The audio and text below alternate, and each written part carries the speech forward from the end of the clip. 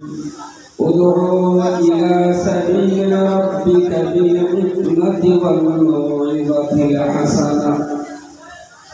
وقال الله تعالى في آية أخرى: ولقد كرمنا بني آدم وحملناهم في البر والبحر ورزقناهم من الطيبات.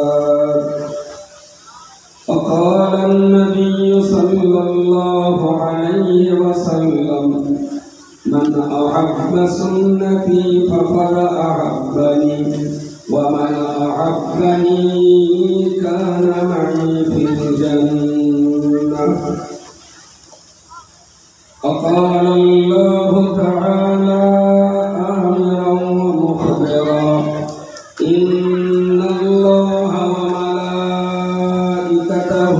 يصلون على النبي يا أيها الذين آمنوا صلوا عليه وسلموا تسليما.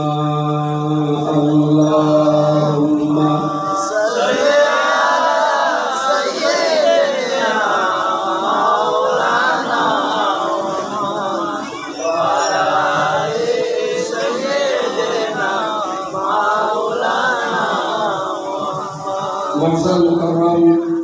মুহতারাম ওলামায়ে কেরাম, সম্মানিত আজকের সভার সভাপতি মসজিদের সুযোগ্য ইমাম মুয়াজ্জিন সাহেব,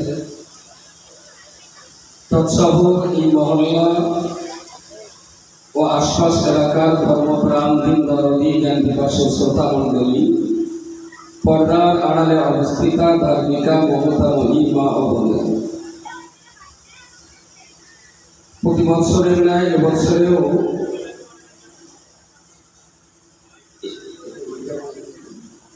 এই ঈদগাহ ময়দানে আয়োজিত হতে চলেছে বাৎসরিক ইসালে সাওয়াব ও ইসলামী ধর্মসভা। আল্লাহ শুকরগুজার হচ্ছি এই মহল্লার নওজওয়ান যুবক ছেলেদের অসম্ভব রকমের কষ্ট, মেহনত, পরিশ্রম, খাটাখাটনি, দৌড়াদৌড়ি, সেই সঙ্গে রয়েছে মোটামুটি একটা অর্থ ব্যয়, যেখানে শারীরিক, মানসিক এবং আর্থিক এত পয়সা খরচা করে এই মজলিসটার আয়োজন যারা করেছেন, আমি তাদেরকে ধন্যবাদ জানাচ্ছি। মাইকের আওয়াজ যতদূর পর্যন্ত যাচ্ছে, আমি সবাইকে অনুরোধ করছি, বিকালে প্রচন্ড বৃষ্টি হয়ে যাওয়ার পরেও তারা অনেক কষ্ট মেহনত করে এই জলসাটা চালাবার চেষ্টা করেছে। আল্লাহ রহমত হয়েছে বলেই আমরা এই বৃষ্টিবাদলার ভিতর দিয়েও এই জলসাটা আবার শুরু করতে পেরেছি। কতক্ষণ চলবে আল্লাহ মালিক তিনি ভাবে যাবেন। আমার পরে আরো দুইজন বক্তা আছেন, সবিস্তার তাদের কাছ থেকেও আমাদের অনেক কথা শুনতে হবে। রাস্তার উপরে মায়েরা যারা আছেন, আমি তাদের বলছি, একটু নিরিবিলি জায়গা নিয়ে একটা জায়গায় বসে দুটো কথা শোনার চেষ্টা করুন, অযথা রাস্তায় ঘোরাফেরা করবেন। ইসলামী ধর্মসভার মৌলিক লক্ষ্য উদ্দেশ্য একটাই, যে মানুষকে ধর্মমুখী করার চেষ্টা করা। এই মহল্লাতে আমরা যারা এই জলসার আয়োজক বা শ্রোতা আছি, আলহামদুলিল্লাহ আমরা সবাই ইসলামের ঘরে জন্ম নেওয়া সন্তান। আমরা কেউ খ্রিস্টান বা ইহুদি বা হিন্দু বা অন্য কোন সম্প্রদায় থেকে কনভার্টেড হয়ে মুসলমান হই।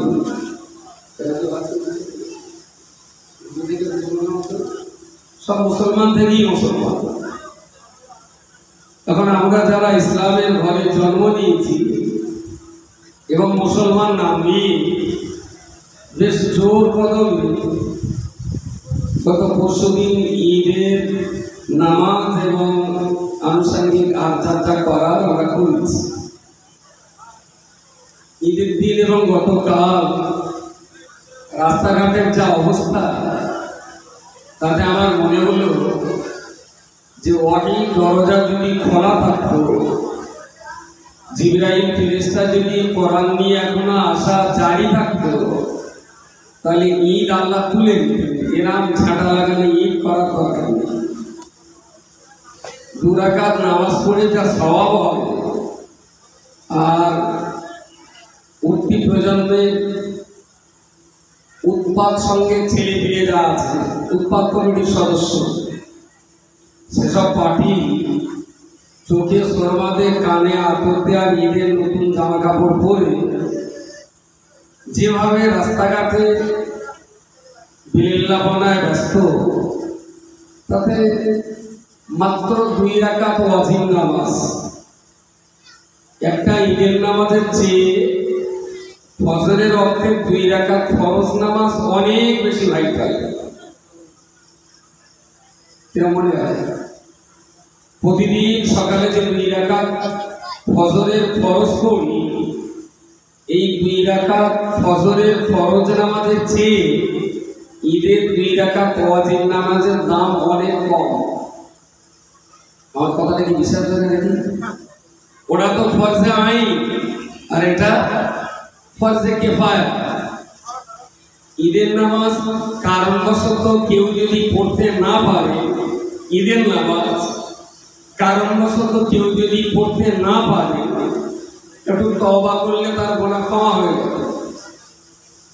কিন্তু কেউ যদি ফজরের ওয়াক্তে 2 রাকাত ফরজ নামাজ পড়তে না পারে, তাহলে শুধু তওবা করলে হবে না, সেই সঙ্গে 2 রাকাত নামাজ কাজা আবার পড়েও দেওয়া হবে।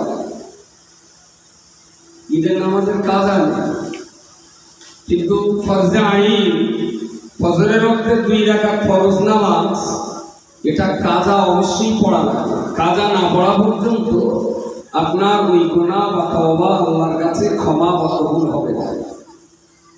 কিন্তু 2 রাকাত ওয়াজিব নামাজকে কেন্দ্র করে মুসলিম সমাজে যে ধরনের বেআল্লাহপনা শুরু হয়েছে, তাতে যদি রাসূল এখনো থাকতেন আর ওহীর দরজা যদি খোলা থাকতো, তাহলে নতুন করে আল্লাহ আবার বলে দিতেন, মুসলমানদের বলে দাও ঈদের নামাজে ভর্তি হবে না, এই দুটো বন্ধ হয়ে যাবে।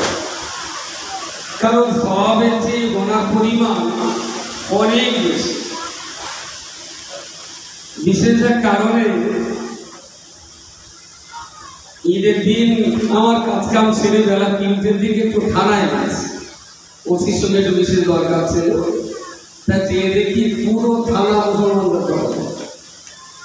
এক দাদা বাইক আটকানো আছে, সেই সঙ্গে 60-70টা মুসলমান ছেলে, তরতাজা যুবক ছেলে, সব সুন্দর সুন্দর জামা কাপড় পরা, চোখে শর্মা আছে, কানে আতর আছে।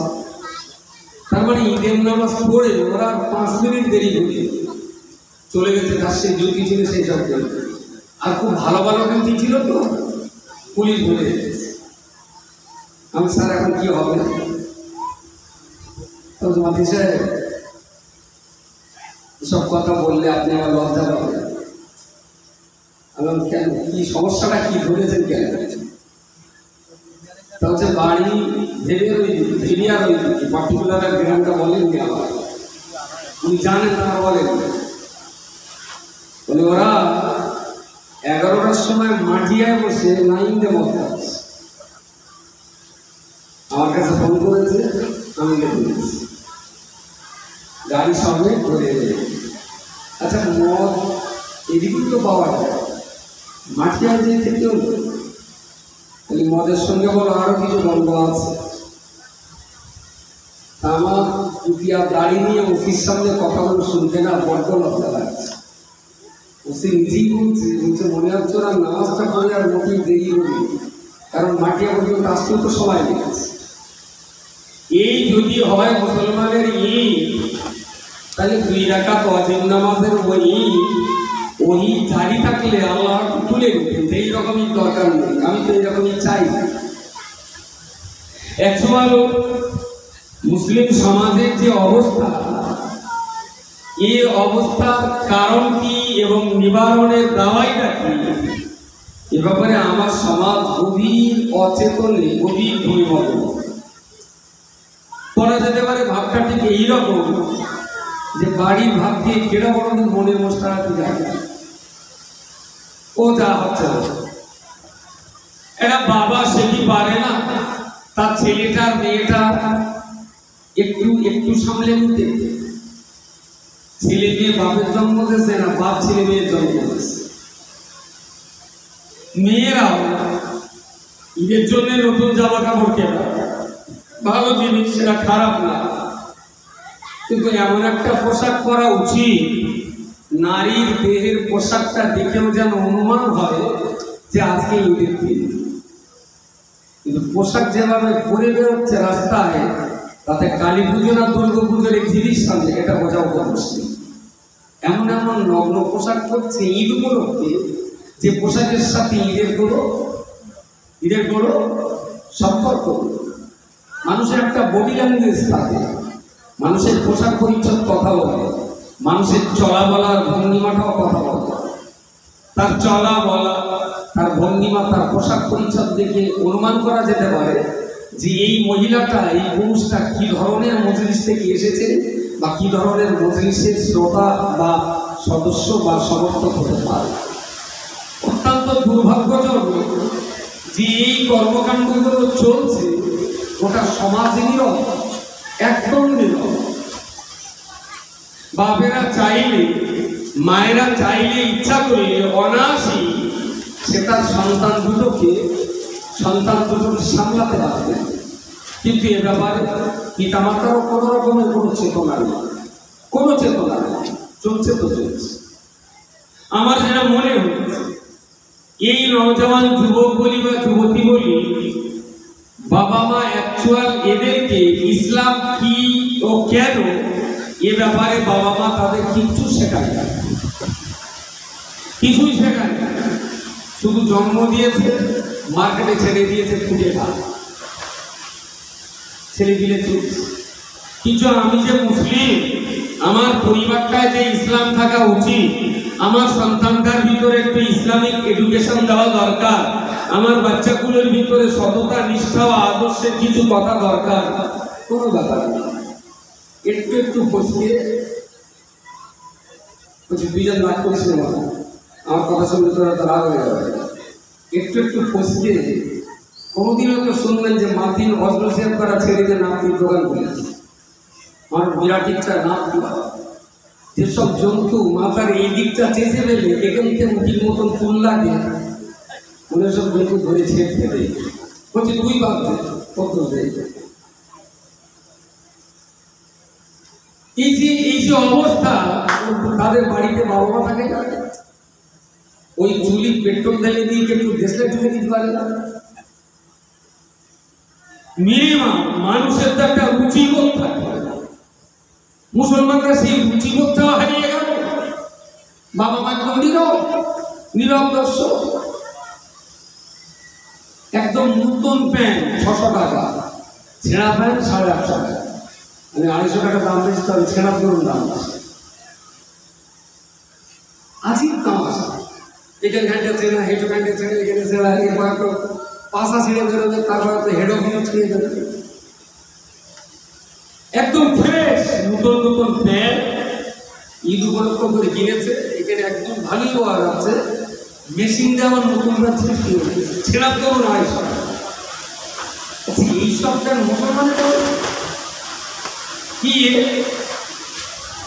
আমি আশ্চর্য হয়ে যাচ্ছি যে মুসলমান বাবা মাগুলো এর একটু সব মেয়ারা জায়গা, সন্তানদের প্রতি এদের কোনো দায়িত্ব দায়বদ্ধতা নেই।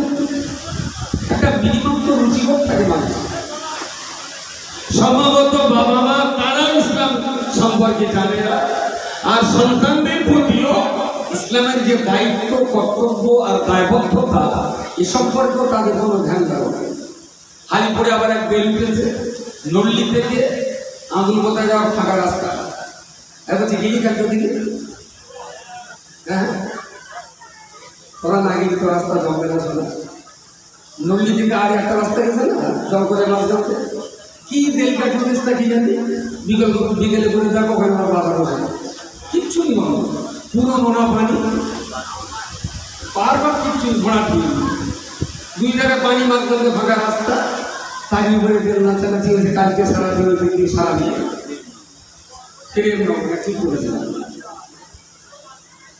সেখানে বিরাট এই যে কাণ্ড কারখানা যে অবস্থা চলছে, আগামী দিনে মুসলমানদের পরিস্থিতি যে কোথায় যাবে ভাবতেও কষ্ট হচ্ছে, ভাবতেও কষ্ট হচ্ছে। আল্লাহ যদি বছর পর্যন্ত শেষ করে দিত খানিকটা, পশ্চিমবঙ্গে এক্ষুনি কত 9.5 কোটির মধ্যে, এই আপনার 9.5 কোটির মধ্যে প্রায় 2.5 কোটি মুসলমান আছে, 2.5 কোটি মুসলমান আছে 9.5 কোটির মধ্যে। এই 2.5 কোটি মুসলমানের ভিতরে একদম প্রিয় 5 ওয়াক্ত নামাজ পড়া, আল্লাহকে ডাকা, ইসলাম মেনে চলার মতো মানসিকতা নিয়ে যারা বেঁচে আছে, মোটামুটি এই গ্রামটা দিয়ে আর বিচার করা, আমি শুনেছি এই গ্রামে কম বেশি 300 পরিবারের মতো মানুষের বসবাস, কম বেশি। এই গ্রাম মধ্যে এই মসজিদটা, আমাদের এই মসজিদে যেখানকার মানুষেরা নামাজ পড়তে আসেন, এই পরিবারগুলো কম বেশি 300 হতে পারে। ধারণা কিন্তু কত ভুল, 300 মতো, 300 পরিবার। আচ্ছা, 300 পরিবারের ভিতরে 15 বছরের উপরে পুরুষ মানুষ কিছু কম বেশি, কিন্তু কোনো 600, 760, 700, 800 হতে পারে। আচ্ছা, 700 মুসলমান পুরুষ যদি এই মহল্লায় থেকে থাকে, বাকায়দা 5 ওয়াক্ত নামাজি কতজন আছে? একদম বাকায়দা নামাজি 5 ওয়াক্ত নামাজ পড়ে, জনগণের কাজ করে, কিন্তু জনগণের বাড়ি আসে না, নামাজ খাওয়া যায়। কতজন হতে পারে?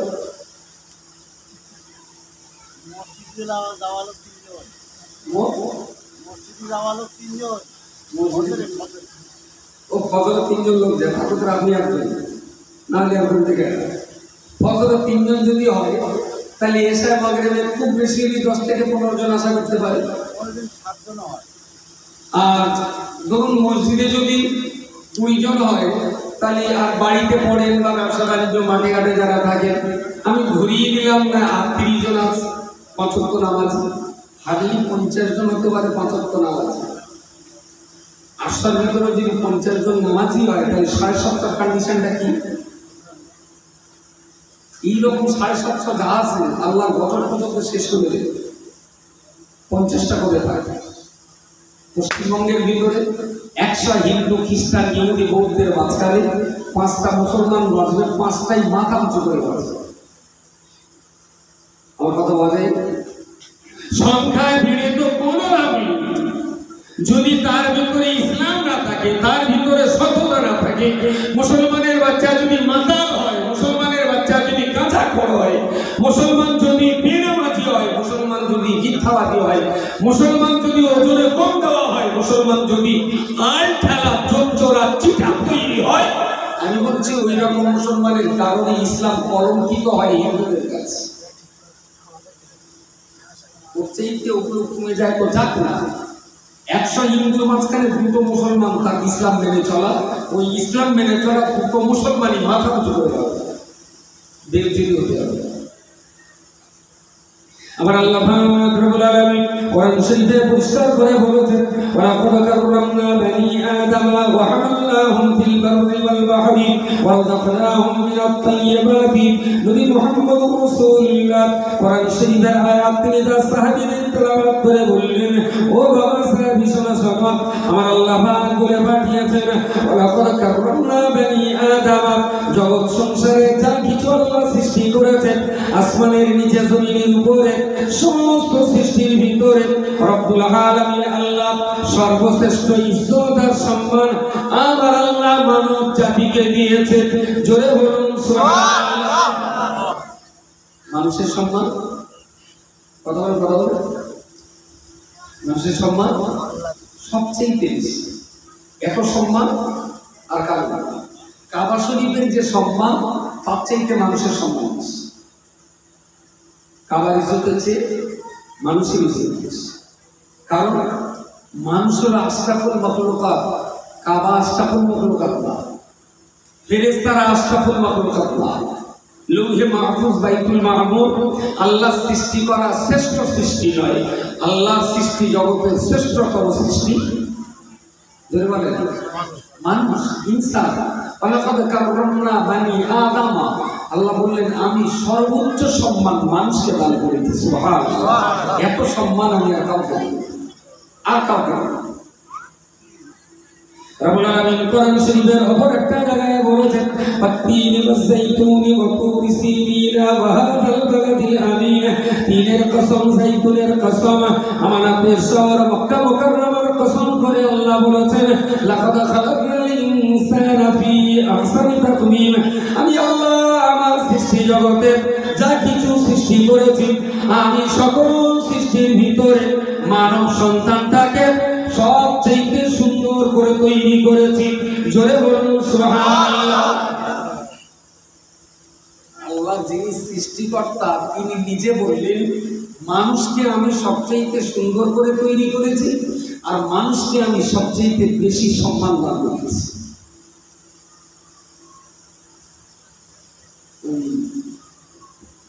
হাড়িয়া বিক্রয়ের চরিত্রের ভাগে সেই সবার বাড়ি চলে, ওই হাড়িয়া একটাকে কিনে পুকুরিতে দেখে খাই পুকুরি বা বিড়ে, ওই হাড়িয়াটা বাড়ির তুলে দেখে দিয়ে গেছে। আরে 50 টাকা যা যাবে এক প্যাকেট খেলে নেবে। হ্যাঁ বন্ধ সুখে দেখে সত্যি বিশাল বন্ধু। আমি দেখেছি বলে আমি খেয়েছি, শুকিয়েছি, শুধু জীবু জায়গা আমি পুকুরি দিয়েছি, যারা খাই একটা বিস্কুট কেউ দিয়েছি, সে বিস্কুট পাবো। যে জিনিস তাই না খায় সে জিনিস মানুষই খায়। এরা মানুষ আছে বলে না কথা বলে, মানুষ শুধু বাইরে একটা মানুষ, ভেতরে আর মানুষ নেই। মানুষ যদি কখনো জিনিস খায়, তাহলে আল্লাহর সৃষ্টি জগতের ভিতরে মানুষকে আল্লাহ সবচেয়ে সুন্দর করে সৃষ্টি করেছে, আর মানুষকেই আল্লাহ সবচেয়ে বেশি সম্মানিত করেছে। এত সম্মান সৃষ্টি জগতে আর কারণেই, এত সুন্দর সৃষ্টি জগতে আল্লাহ আর কাউকে করে। মানুষ কিছু বোঝে না যে আমি যদি সৃষ্টি জগতের সেরা হই, তাহলে আমার কথাটা সৃষ্টি জগতের ভিতরে সেরা হওয়া উচিত। আমার খাওয়াটা সৃষ্টি জগতের সবচেয়ে সেরা খাবারটা আমি খাবো, সেরা পোশাকটা আমি পরবো, সেরা চালচরণটা আমার থাকবে। আল্লাহ আমাকে যেমন সুন্দর করেছে, আমি তো আমার সুন্দর চরিত্র নিয়ে নিতে পারবো। আয়না এত প্রতিদিন 2-1 করে মুখ সবাই দেখতে হয়, আর দেখাও ভালো। আয়না দেখাটা সুন্দর, আমি কি একই আছে নাকি? সত্যি সত্যি আয়নার মুখ দেখা সুন্দর, রসুল আয়না ব্যবহার করতে। আয়না দেখে নিজের চেহারা পরিপাটি সৌন্দর্য করা, এটা ইসলামের একটা আদর্শ।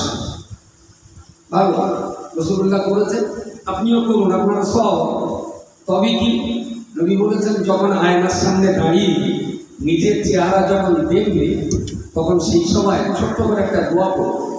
দোয়া আল্লাহ নবী আল্লাহর হাবিব আবার হাদিস শরীফে পরিষ্কার করে বলেছেন, ইয়া আমার প্রিয় সাহাবী, তোমরা যখন আয়নার সামনে দাঁড়িয়ে তুমি তোমার চেহারার পরিপাটি সৌন্দর্য বৃদ্ধি করবে, তোমার সৌন্দর্য বাড়াবার জন্য চেষ্টা করবে, ওই সময় ছোট্ট করে আল্লাহর কাছে একটু দোয়া চাইবেন। আল্লাহুম্মা আহসিন খুলুকি কামা আহসানতা খালকি, আল্লাহুম্মা আহসিন খুলুকি কামা আহসানতা খালকি। আল্লাহ পাক রব্বুল আলামিন, আমার চেহারা যেমন তুমি সুন্দর করে দিয়েছো, আমার চরিত্রটাকেও তুমি সুন্দর করে দাও। আচ্ছা, এই কুচি যা আছে আয়না তো হক দেখে দোয়াটা কেটা কেনা বলে কোচি তো কোচি যে কোম্পানির প্রোডাকশন, ওই কোম্পানির ম্যানেজার তাই জানে কোচি কোথা পেলাম না। আল্লাহুম্মা হাসিন খুলুকি, আল্লাহ আমার চরিত্রটাকে তুমি ভালো করে দাও। কামা আহসানতা খালকি, আমার চেহারাটা যেমন তুমি সুন্দর করেছি। চেহারা সুন্দর হয়ে লাভ কি হবে ভাই, যদি আদর্শটা সুন্দর না হয়? চেহারা সুন্দর করে লাভটা কি হবে যদি মিথ্যা কথা বলা হয়? চেহারা সুন্দর করে লাভ কি হবে যদি আমার জমির আয় জাদুমন্ত্রের মতো পরের জমিকে ঠেলে যায়, চেহারা সুন্দর করে লাভ কি হবে যদি ওজনে করে দেই? এই জন্যই নবী বলেছেন, আয়নায় তুমি তোমার চেহারা দেখে আল্লাহ প্রশংসা করো, আর সেই সঙ্গে এটাও চাও যে আল্লাহ আমার চেহারা যেমন সুন্দর করে দিয়েছ, মালিক তুমি আমার চরিত্রটাকেও সুন্দর করে দাও। যদি চেহারা আল্লাহ সুন্দর দিয়েছে আর চরিত্রটা যদি আমি সুন্দর করে দিতে পারি, তবেই তো মিলেমিশে মুসলমানিত্বের সার্থকতা হবে। কোথায় সে সার্থকতা? চেহারার পালিশ তো প্রচুর হয়, চরিত্রের পালিশ গরিব গরিব সব কিছু নিয়ে তো একটা গ্রাম হয়। এই গ্রামে এমন কোনো গরিব মানুষ আছে দিদিকে একটু সাবান মাখা হয়, দিদি এর ভেতরে যাচ্ছে সাবান মাখি কেটে, দিদি সাবান মাখিনি কেটে সবাই। আচ্ছা, এই চামড়ার উপরে সাবান মেখে ডলে ডলে ময়লা পরিষ্কার করে লাভটা কি হবে যদি কলিজার ভিতর থেকে পচা দুর্গন্ধ করে? দেহের ভিতরে কলিজাটা যদি পচে যায় তাহলে চামড়ার সাবান দিয়ে লাভটা কি হবে? হাদিস শরীফে রাসূলুল্লাহ বলে দিয়েছেন, ইয়া আমার প্রিয় সাহাবী, আমি রাসূলুল্লাহ সতর্কতার সঙ্গে বলছি, ইন্না ফিল জাসাদি মুদগাতান ফাইদা সালাহাত সালাহাল জাসাদু কুল্লুহু ওয়া ইযা ফাসাদাত ফাসাদাল জাসাদু কুল্লুহু আলা ওয়া হিয়াল কলব।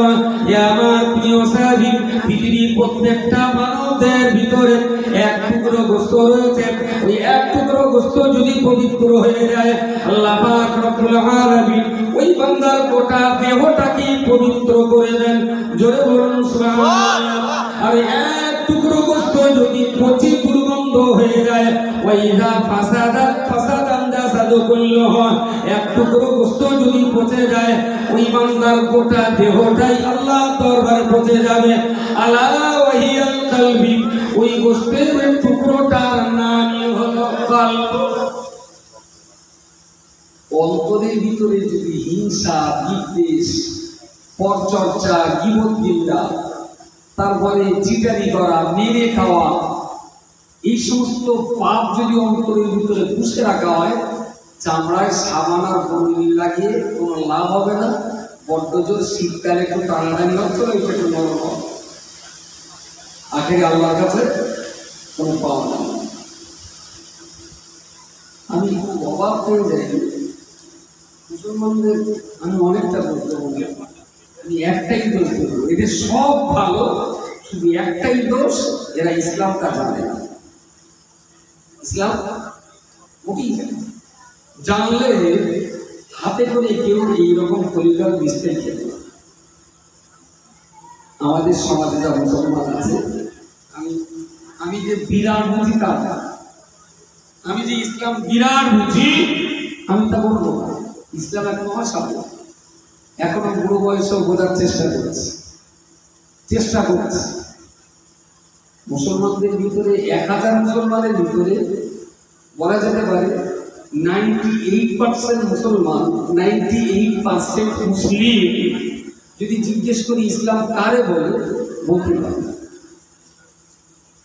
ইসলামের সংজ্ঞাটাই জানে, ইসলাম জানা তো অনেক দূরের কথা। আর যতদিন পর্যন্ত মুসলমানরা ইসলাম না জানবে, না পড়বে, না বুঝবে, ততদিন পর্যন্ত এই জাতির ভাগ্যের আকাশে নতুন চাঁদ উঠবে না। বছরে ধর্মসভা একটা কেন 20টা ধর্মসভা করেও জাতির কপাল খুলবে না। ইসলাম মানেটা তো জানবে, ইসলাম মানে কথা বলা, ইসলাম মানে শান্তি। কালকে যে করায় থানার ভেতরে দেখেছি, শান্তির চোখে থানায় ঢুকে গেছে বলে। খড়িবেড়ির ফাঁকা মাঠে, খড়িবেড়ির মার্কেটটা পার হয়ে আমি পুরীর দিকে আসলেই ওই ফাঁকা মাঠ, বাপরে বাপ, অন্তত 2 কিলোমিটার রাস্তা ঘুরে কার হিম্মত সেই ভিড়ের মাঝখানে গাড়ি চালায়। আর ওই মাঝখানে পুলিশ তারা দিচ্ছে, এরা কোথায় ভোট পালন করে পুলিশ দেখে সেসব করা করে। আবার কি সুন্দর ঈদের জামা কাপড় পরা, চব্বিশ সল্লা কানে হাতে সেই সব পাখির জামা পরা ধরতে পারে দেখে আমার মনটা বিরাট আনন্দ হচ্ছে। মাশাআল্লাহ, জাযাকাল্লাহ, থানা জেলখানা করে মুসলমানদের করবে, অন্য কেউ যে যাবে কোনো নাই। এই যে সর্বনাশ, এই সর্বনাশার কোন দাওয়াই নেই, এর একটাই দাওয়াই, তার নাম হলো এডুকেশন। ইসলাম সম্পর্কে এরা জানে না, এদের জানাতে হবে, পড়াতে হবে, বোঝাতে হবে। এই জাতি যদি একবার ইসলাম জানতে পারে, পড়তে পারে, বুঝতে পারে, মাথা উঁচু করে বীরের মতো সেদিন সম্মানের সঙ্গে জীবনযাপন করতে পারবে। ইসলাম জানে না, শুধু মুসলমানের ঘরে জন্ম হচ্ছে, তাই না? প্রিয় শ্রোতামণ্ডলী, বলে রাখুন, আমি আপনাকে বলছিলাম ওয়ালাকাদ কাররামনা বানি আদম, আমার আল্লাহ পাক রব্বুল আলামিন সৃষ্টি জগতের ভিতরে সবচেয়ে বেশি সম্মান আল্লাহ মানুষকে দিয়েছেন। আবার সেই মানুষ জাতির ভিতরে যে সমস্ত মানুষেরা লা ইলাহা ইল্লাল্লাহ মুহাম্মাদুর রাসূলুল্লাহ, আল্লাহ ছাড়া কোনো মাবুদ নেই, হযরত মুহাম্মদ আল্লাহ পাকের পাঠানো রাসূল, এই বিশ্বাস যারা করেছেন ওরা হলেন আমার আল্লাহ পাকের আনুগত্য স্বীকার করা বান্দা, আল্লাহ পাকের দাসত্ব ভিত্তি করা বান্দা। লা ইলাহা ইল্লাল্লাহ এই কলমা যারা স্বীকার করি, ওরা তো আল্লাহর আনুগত্যশীল বান্দা নয়, বরং তারা হলো আল্লাহ পাকের অবাধ্যচারণকারী বান্দা। পৃথিবীতে এখন 9.5 কোটি মানুষ, 9.5 কোটি মানুষ, তার ভিতরে ওই 230 কোটি মুসলমান, 230 কোটির মতো মুসলিম আছে যারা পড়ে নিয়েছে লা ইলাহা ইল্লাল্লাহ মুহাম্মাদুর রাসূলুল্লাহ সাল্লাল্লাহু আলাইহি ওয়াসাল্লাম। বাকি 9.5 ভিতরে আর বাকি যে 700 কোটি মানুষ রয়েছে, এরা সব আল্লাহর অবাধ্যচারণকারী বান্দা। এরা কেউ আল্লাহর একত্ববাদকে স্বীকার করে। তাহলে মানুষের সম্মান সবচেয়ে বেশি, আর সেই মানুষের ভিতরে যারা আল্লাহর একত্ববাদকে স্বীকার করে নিয়েছেন তাদের সম্মান আরো বেশি। সুবহানাল্লাহ। তাহলে সব মানুষকে আল্লাহ সম্মানিত করেছেন, আবার এই মানুষের ভিতরে যারা কলমা পড়ে একত্ববাদকে স্বীকার করে নিয়েছে তাদের সম্মান মানুষের ভিতরে আল্লাহ আরো বেশি বাড়িয়ে দিয়েছেন। প্রিয় শ্রোতামণ্ডলী, মনে রাখুন, আল্লাহ পাক রব্বুল আলামিন কোরআন শরীফের ভিতরে বলেছেন, ইন্নামা ইয়াখশাল্লাহ মিন ইবাদিহিল উলামা। হে আমার প্রিয় সাহাবী, तमाम দুনিয়ার উম্মতি মুহাম্মাদীদের ভিতরে, तमाम দুনিয়ার উম্মতি মুহাম্মাদীদের ভিতরে যারা আল্লাহর একত্ববাদকে স্বীকার করে নিয়েছেন, এদের ভিতরে যারা ইলমে দ্বীন হাসিল করেছেন, শরীয়তের জ্ঞান যারা অর্জন করেছেন, আল্লাহ পাক রব্বুল আলামিন সেই সমস্ত জ্ঞানী বান্দাদের সম্পর্কে বলেছেন, ইমানদারদের ভিতরে জ্ঞানী বান্দা যারা, আলিম বান্দা যারা, তারাই তো আমি আল্লাহ আমাকে বেশি ভয় করেন। জোরে বলুন সুবহানাল্লাহ। সব মানুষ সম্মানিত, মানুষের ভিতরে আবার ইমানদাররা বেশি সম্মানিত, আবার ইমানদারদের ভিতরে আলেম ওলামা যারা শিক্ষিত, আরবিতে বলে আলিম, বাংলায় বলে শিক্ষিত, শিক্ষিত মানুষ যারা, জ্ঞানী মানুষ যারা, তাদের ইমানদারদের ভিতরে তাদের সম্মানকে আল্লাহ আরো বৃদ্ধি করে দিয়েছেন। বলুন সুবহানাল্লাহ। আচ্ছা, এই যে জ্ঞানী বান্দাদের মান সম্মান আল্লাহ আরো বাড়িয়ে দিয়েছে কেন? না, জ্ঞানী বান্দা জ্ঞান অর্জন করে নিজের চলার পথটা শান্তির পথ তৈরি করে দেয়। তার চলাটা শান্তি হয়, তার বলাটা শান্তি হয়, তার খাওয়াটা শান্তি হয়, তার ব্যবসাটাও শান্তি হয়, তার চাষাবাদটাও শান্তি হয়, তার জীবন ধারণটা শান্তিপূর্ণ হয়।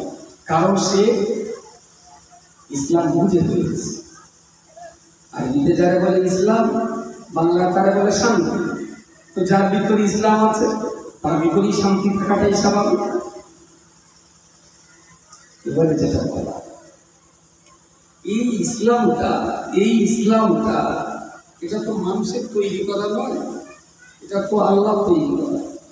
ইন্না দীনা ইনদাল্লাহি ইসলাম, এটা কোনো সরকারের, কোনো পুলিশ প্রশাসনের, কোনো নেতা মন্ত্রী বা মুসলিম ধর্মগুরু কারো তৈরি করা না।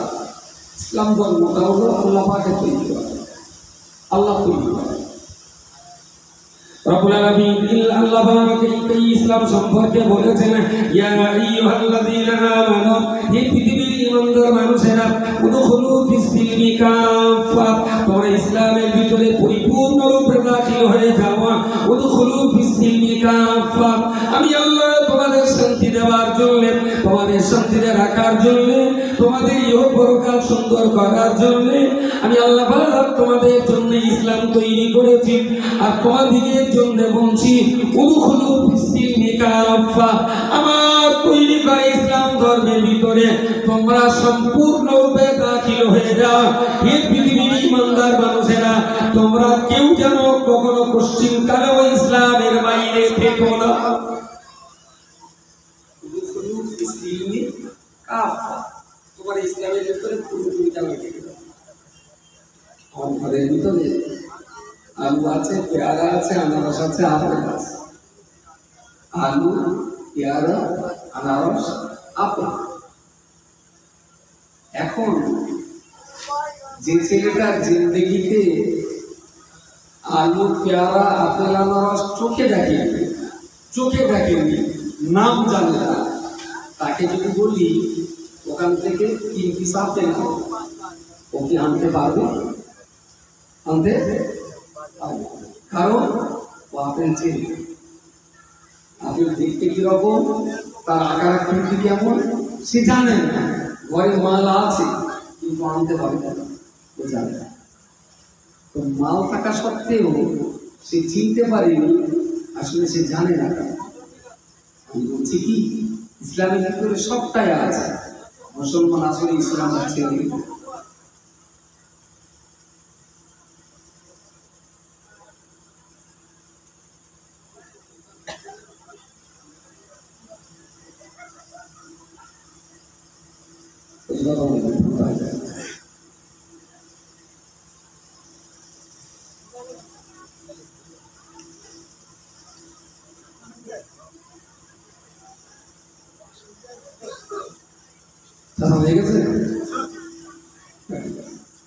আমার অস্ত্রে পোষাবে, লোকেদের ফোন করে পোষাবে না, অন্তত একটা ভাই না, সেই জন্য আমি একটু পিছিয়ে গেছি। তো ইসলামে আছে সব, অভাব কিছুই নেই। রোগ একটাই, মুসলমান ইসলামটা চেনে না। বুঝতে পারতো গাড়িটা পাচ্ছে না, গাড়িটা বানিয়ে ইসলাম যদি চিনত, এই জাতি যদি ইসলাম চিনতে, তাহলে জাতি কখনো এইভাবে নিজের কপাল নিজে পড়াতে শেষ করে দিতেন না। ইসলামের মধ্যে একটা শান্তির ধর্ম, সোনার চাঁদের ধর্ম, স্বস্তির ধর্ম, একটা ভালো ধর্ম, শুধু নামে কি ঢোকাচ্ছে। তুমি কেরা? আমি বলছি না।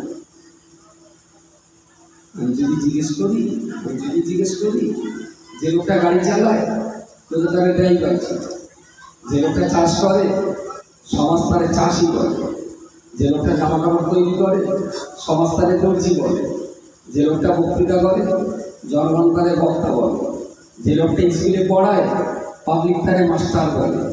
আপনি কি কামাই করেন যে জনগণ আপনারে মুসলমান বলে?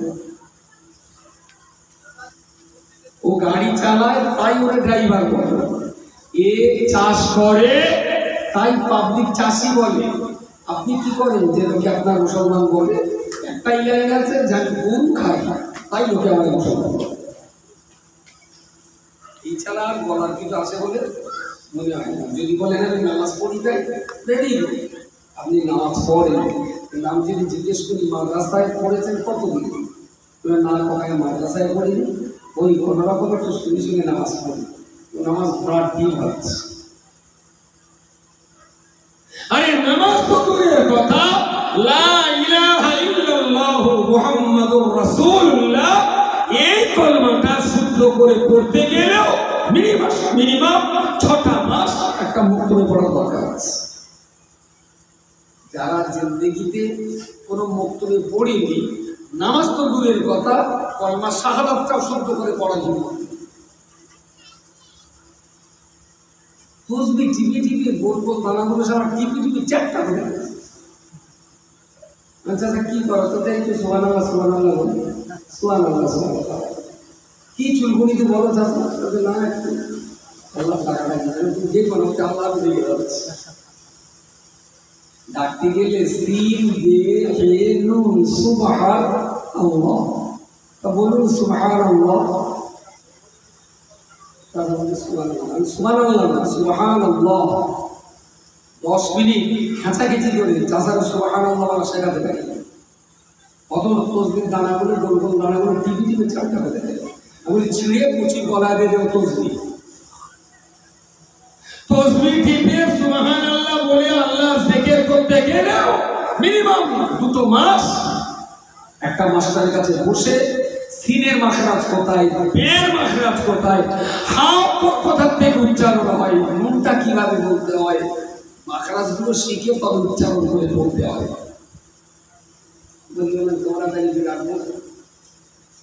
আমরা বিরাট বুঝিনি, তবে তুমি যে পুরো কুমার গোবিন্দ এইটাও তো বুঝেছি, এইটাও তো বুঝেছি। পড়তে বললি পড়ার কোন লাগে, বুড়ো তাস খেতে দাও, কলমের সমান চালাবে, পান থেকে লাগবে 4টে সময়।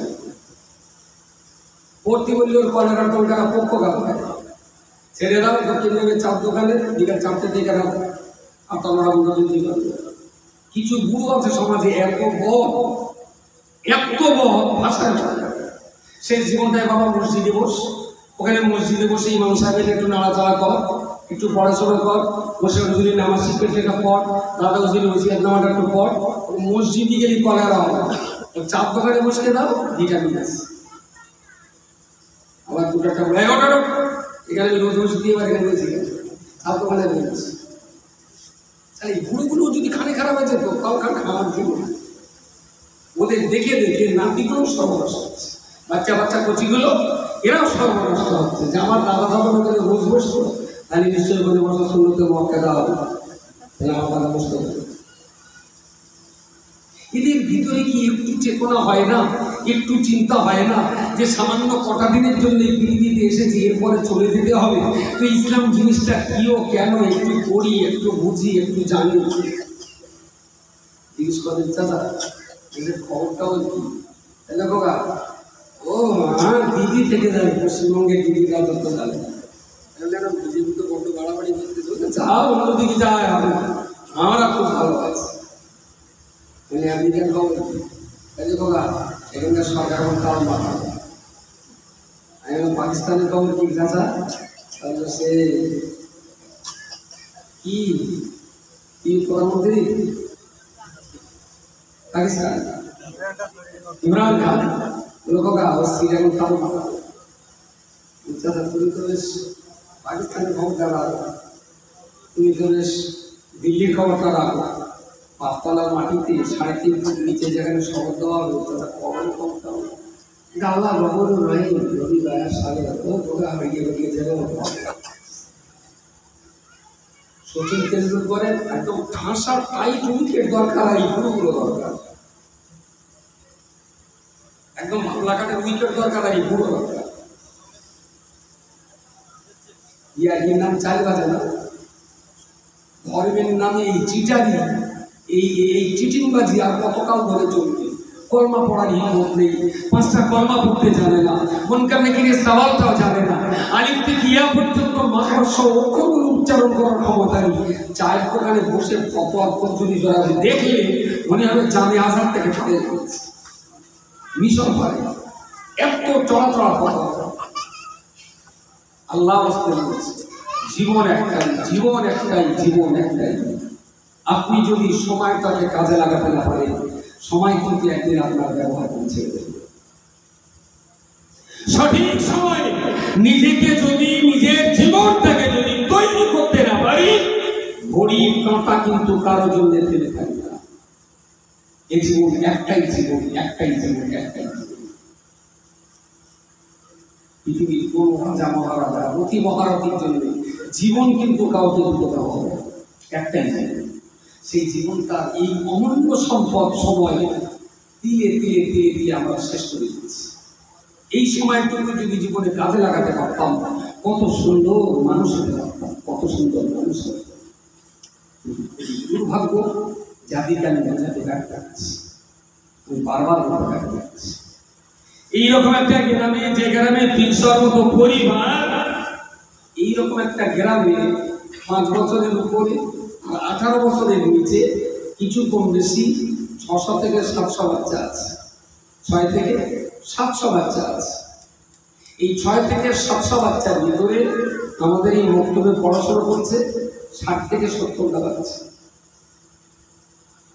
একটু হালকা পাতলা হলেও আলহামদুলিল্লাহ এই 60-70টা বাচ্চা কলমা কালাম ওরা শিখবে, ওরা একটু নামাজ শিখবে, ওরা একটু সালাম শিখবে, ঈদের দিনে আব্বা মায়ের পায়ে হাত দিয়ে সে হাতে একটু চুমা খাবে, ওরা একটু পরকাল সম্পর্কে বুঝবে, সততা নিষ্ঠা আদর্শে কিছু নসিহত দেওয়া হয় তাদের, বড়দের সম্মান করতে হয়, ছোটকে স্নেহ করতে হয়, রাস্তায় পড়ে থাকা জিনিস নিতে নেই, পরের মাল চুরি করতে নেই। ইসলামের অল্প কিছু আদর্শ হলেও এই বাচ্চাগুলো তো শিখবে আলহামদুলিল্লাহ। কিন্তু 700 বাচ্চার ভিতরে এই 60টা বাচ্চা যদি বাদ দিই, এখনো তো 640টা বাচ্চা আছে এই গ্রামে। এই 640টা বাচ্চা কলমাটা শিখবে কার কাছে? আমি জানি ওর জীবনে একটাই টাইম আছে, গুরুত্বপূর্ণ টাইম আছে বা ছিল, যে একজন ওর সামনে বসে একবার কলমা পড়িয়ে গেছে।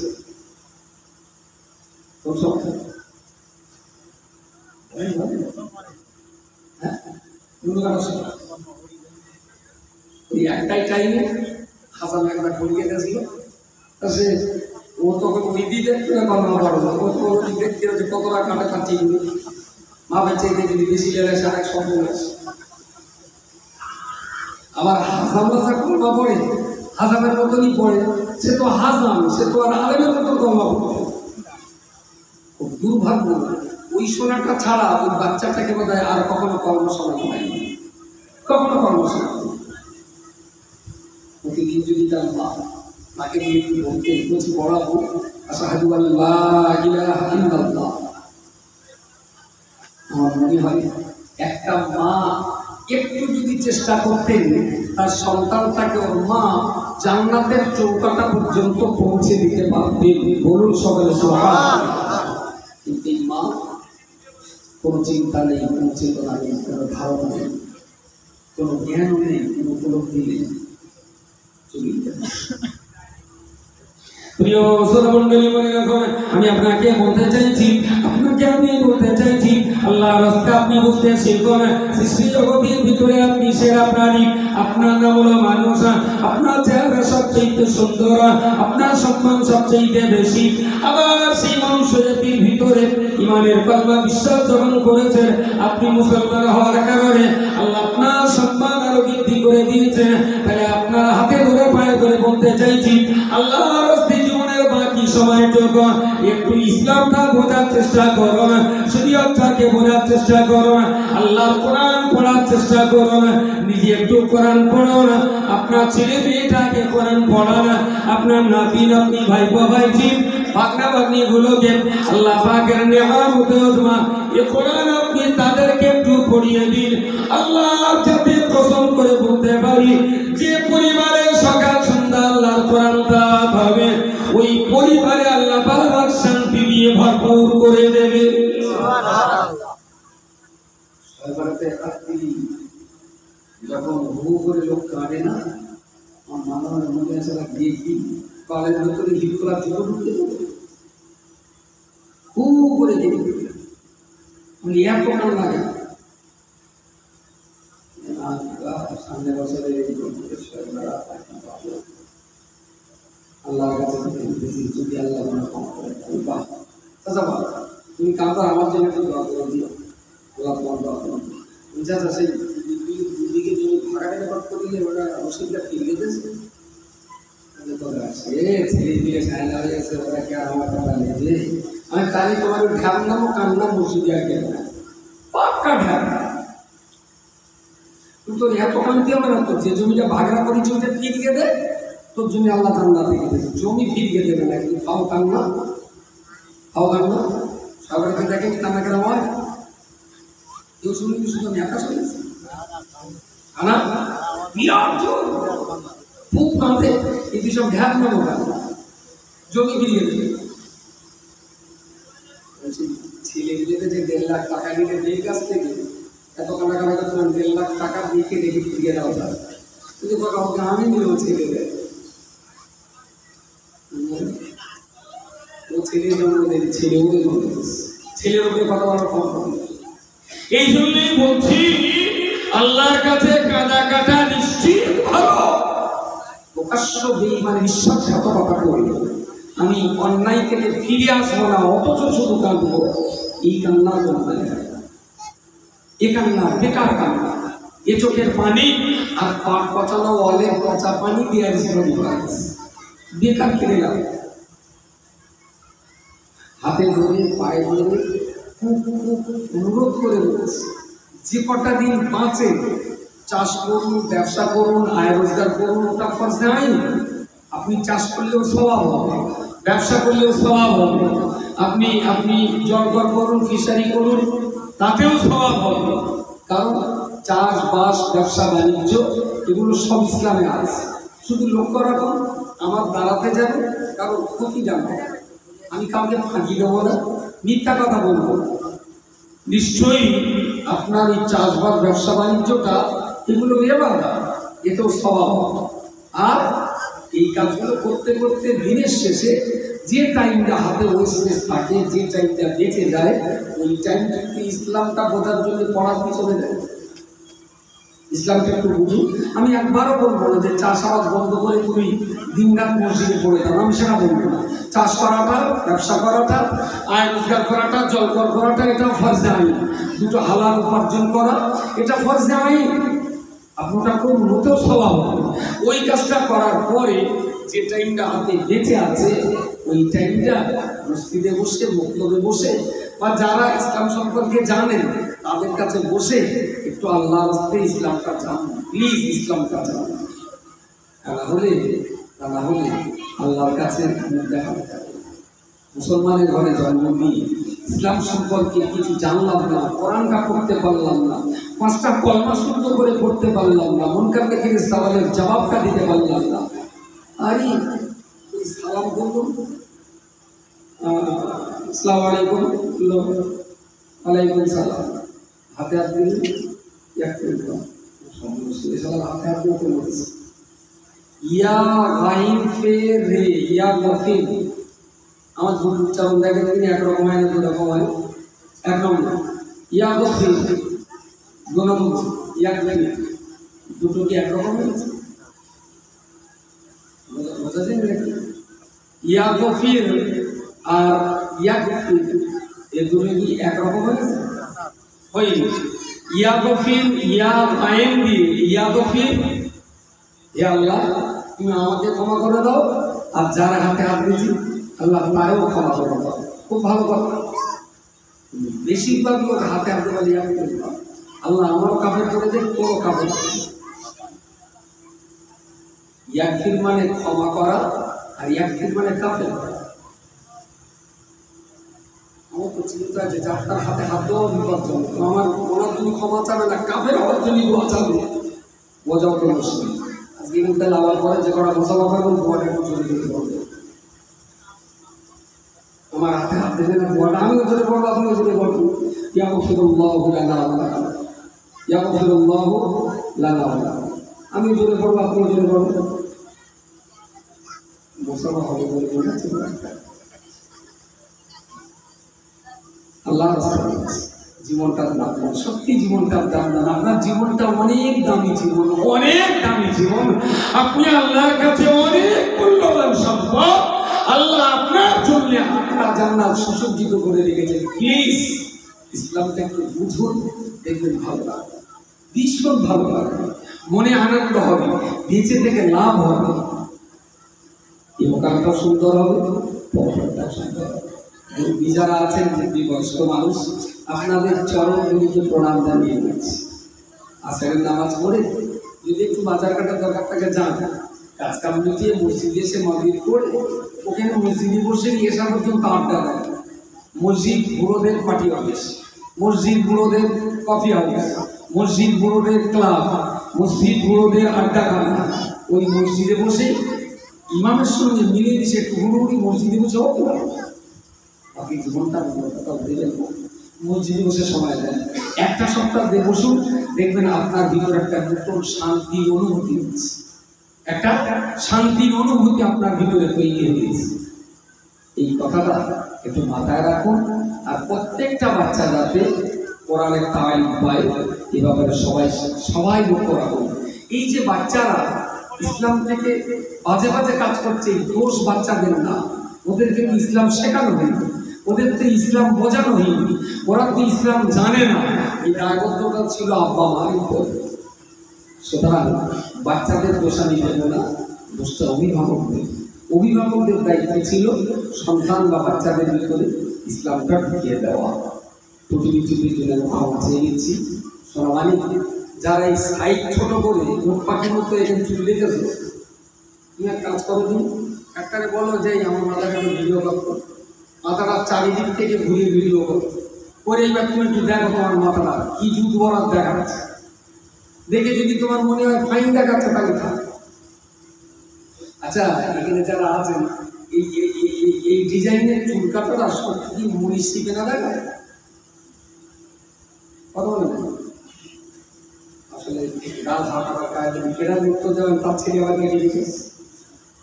হ্যাঁ, কিরম একটা বিদ্যুতে দেখায় না? ও যদি চুল একটু বড় রেখে সুন্দর করে পরিপাটি করে, কেননা তার ছেলেটা একটু মোস্তানি করছে চুল বড় দিকে, তো মোস্তানি করা লাগে না, সারা ছোটো মোস্তান পরে লাগে। আবার দেখো মাথার সব দিকে খাবে, এখানে খানিকটা চুল খানিকটা লালচে না চাপ তো করে ভাড়া দেবেন নাকি, এদিকে সব দিক গেল, এখানে খানিকটা লালচে না ওখানে আমার চুল রঙ। সেদিন একটা বাচ্চা দেখি মাথা রেখে সেদিকে এই দিকে চুল পুরো সাদা, এদিকে চুল করতে হবে আজই তামাশা, চুল রঙ করেছে সাদা। বুড়ো বয়সে বুড়ো না, সাদা চুল কালি লাগিয়ে কালো করছে, সারা চ্যাংড়া ব্যামো, এ আবার কালো চুল দুধ লাগিয়ে সাদা। কি চিড়িয়াখানায় যে খোলা আমার পাওয়া যায়, আর কত রকম যে জিনিস এখানে দেখতে হবে। কচি কাঁচা যারা আছে শোনা, এইরকম চুলটা কেটে সত্যি খুব খারাপ দেখায়। ছেঁড়া প্যান্ট পরো, তুমি প্যান্ট পরো, নতুন পরো, পুরোনো পরো, সুন্দর পরো, ছেঁড়া পরো না, ওখানে ইজ্জত থাকে না, সম্মান নষ্ট হয়, তোমার পদমর্যাদা হ্রাস হয়ে যাচ্ছে, তোমার ইজ্জত নষ্ট হয়ে যাচ্ছে, তুমি বুঝতে পারছো না। নিজের স্বাধীনতা, নিজের গুরুত্ব, নিজের ইজ্জত তোমরা নিজেরাই বুঝতে শেখো। দুটি যে ক্ষমা চেয়ে আপনাদের কাছ থেকে বিদায় দিচ্ছি। আর এখানে যে মডেল বক্তব্যটা চলছে, আমি আবার বলছি বক্তব্যটা একটু সিস্টেমেটিক্যালি চালান। টোটাল গ্রামটাকে সার্ভে করে দেখে নেন গ্রামের কন্ডিশনটা কি। সেকেন্ড অপশানে গ্রামের বাচ্চা যারা পড়ছে ওদের ভাগ করে দিতে হবে। যারা স্কুলে ওয়ানে পড়ে তারা মক্তবে ওয়ানে পড়বে, যারা স্কুলে টুতে পড়ে তারা মক্তবে টুতে পড়বে, যারা স্কুলে পড়ে তারা বক্তব্য করে পড়বে। এই ক্লাস ভাগ করে করে 5টা বিষয় নিয়ে পড়াতে হবে: কোরআন, হাদিস, ফিকহ, আখলাক, তাসাউফ। এই 5টা বিষয়ে শিশু মনে ধীরে ধীরে ঢুকিয়ে দিতে হবে। দেখবেন আপনার কোচিং 22 ঘন্টা স্কুলের বই পড়ুন আর 2 ঘন্টা আমাদের এখানকার বই পড়ুন। আমি দায়িত্ব নিয়ে বলতে পারি, আপনার কোচিং বয়স সেদিন 18 হবে, আপনার কোচিং আলে পাওলানো মুক্তি হবে না। কলকাতা আপনার স্কুলের মাস্টার ডাক্তার হোক, হাই স্কুলে পড়ো, কিন্তু আমাদের কাছে যদি প্রতিদিন 2 ঘন্টা করে পড়ে, 16 বছর বয়সে চোখ বন্ধ করে আপনার কোচিং আপনার জানাজা নামাজ পড়িয়ে দিতে পারবে, কোনো অসুবিধা থাকবে না। দয়া করে এই সিস্টেমেটিক্যাল একটুখানি পড়ুন, বাচ্চারা আনন্দ করে পড়তে আসবে, গ্রামের সব বাচ্চা পড়তে আসবে এবং সুন্দরভাবে তাদের মানুষ তৈরি করা যাবে। যারা মক্তবের কর্মকর্তা আছেন আমি তাদের কাছে অনুরোধ করছি, অনেক কষ্ট করে মক্তবটা তৈরি করেছেন, রেজাল্টটা আরও ভালো আসবে, ফলটা অনেক ভালো আসবে। একটু সিস্টেমেটিক্যাল লিগাল একটা ভালো পদ্ধতিতে পড়াশোনাটা করাতে হবে।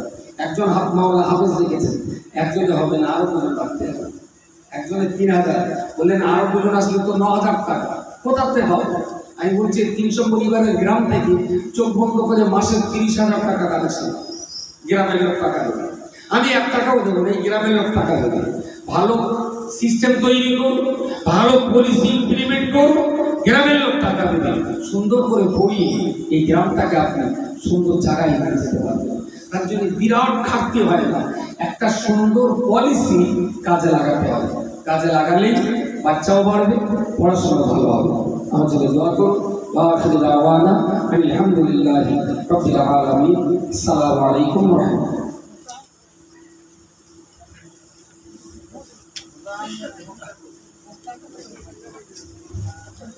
नारायण तकबीर, नारायण तकबीर। मौलाना मदीन साहब, मौलाना मदीन साहब, नारायण तकबीर।